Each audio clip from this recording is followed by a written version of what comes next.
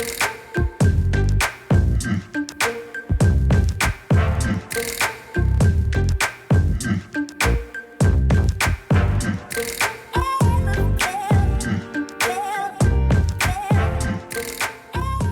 welcome guys to another Wrestler Designs video. In today's video we're going to be covering the GTD project.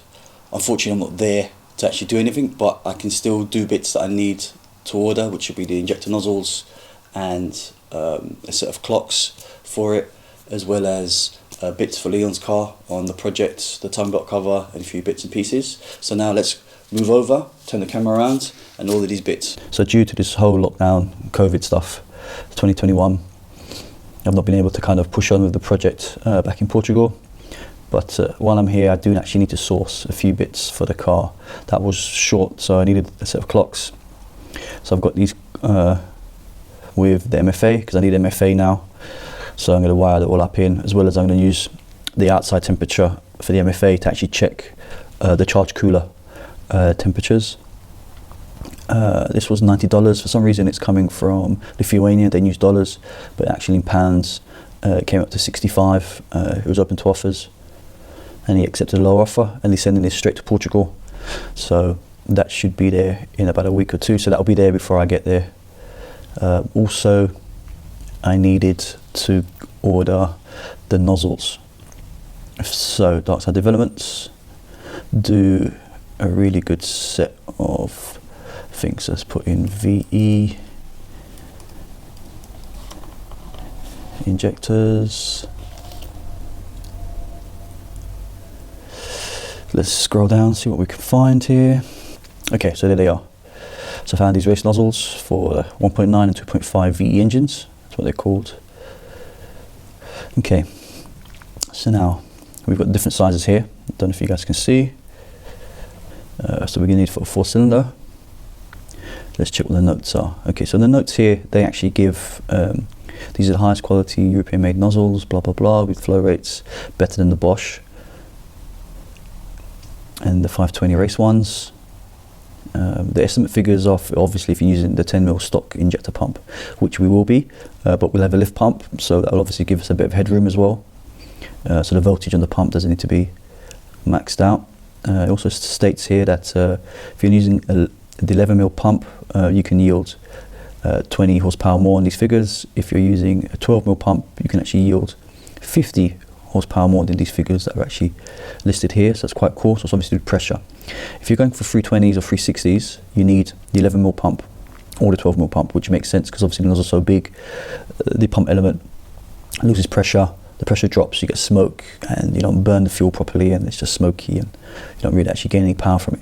And it says here, for comparison, the race 520 nozzles are comparable to the 260s. So I'm thinking I'm either going to go for the 260s or the 280s, around that kind of ballpark figure, because I just want to break into 200s. I've got the lift pump. I might change the pump at one stage. What else does it say in the notes here? 2020s, a drop in to the 90s and the 110s. If your vehicle is tuned, we recommend the 260s, and if you're going to get it mapped, 280s off of big turbos, which I'm not really running, blah blah blah. So maybe I could go for somewhere, I think I'm going to go for the 260s to be safe. I don't want it smoky, and it's only a show car at the end of the day, it's a daily driver. So we've got 260s 4-cylinders, so that comes to, with the VAT, 420. Okay, so let's pull the trigger on this, add to cart.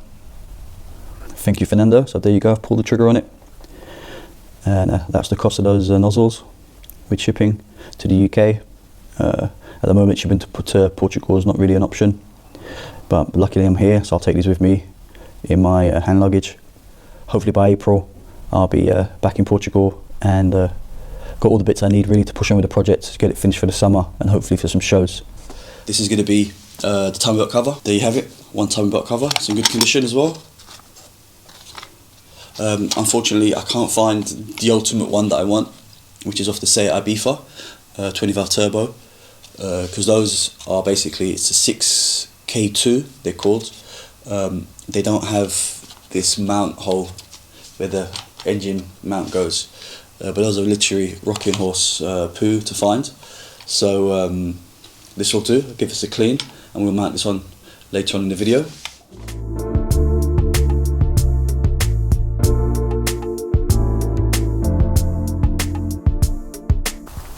So I'm back here at the barn to tackle this leaking brake thing. I've had a quick look actually on the inside. I've actually put light on the inside so we can see. Leon originally thought it was the master cylinder, but actually on closer inspection, let me go inside. I put a light in here, hopefully we can see now. There's actually a braided line that runs on the inside, and for some reason it's maybe got caught somewhere. I don't quite understand, it's perished or something, but yeah, it's actually leaking, as you can see from there. There's a bit of moisture on my finger, hopefully you can see that. So yeah, so what I'm going to do is I'm going to cut this pipe and put a fixing on the end, and just put a copper pipe to replace this and secure the copper pipe against the bulkhead. So that sorts out the leaking brakes then for today. And as you can see the wiring now, I'm going to have to tidy this all up and cut back what's not needed.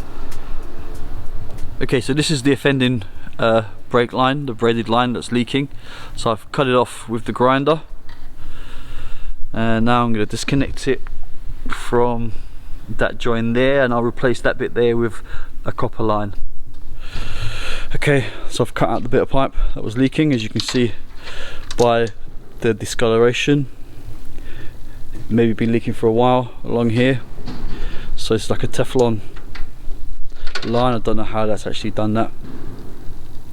Maybe it's got caught on something, I don't know.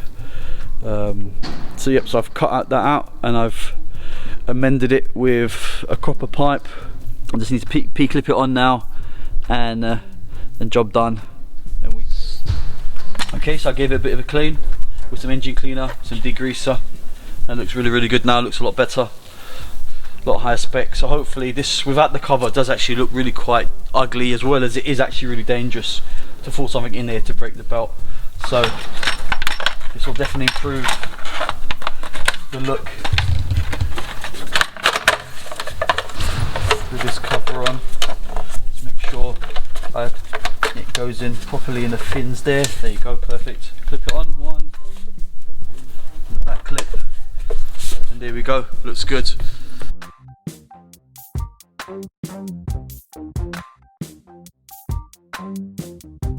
And hopefully, as you can see here, I can easily still get my fingers through there, and with these Vivatech mounts it should be enough space.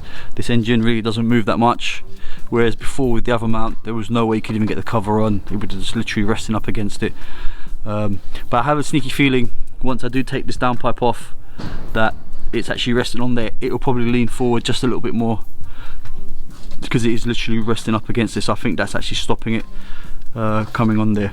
So that's a lot better. So the pallet's still here waiting to go to Portugal, and this is the stuff that was for Leon's car that we went to go pick up from his house. A set of D90s. Funny enough, actually the car originally had D90s when I had it. I sourced another set of D90s, I don't know why, they just came up at a good price, and he ended up actually buying them off me again, these wheels to put on the car originally. So first thing I'm going to do is actually going to sort all this stuff out that he's got here. Also some seats. Who remembers TSW? These are the Hockenheim R's. These were actually an 8x17. These are actually Tim's. I'm going to purchase these actually for another project, for a future project, but these are really quite nice.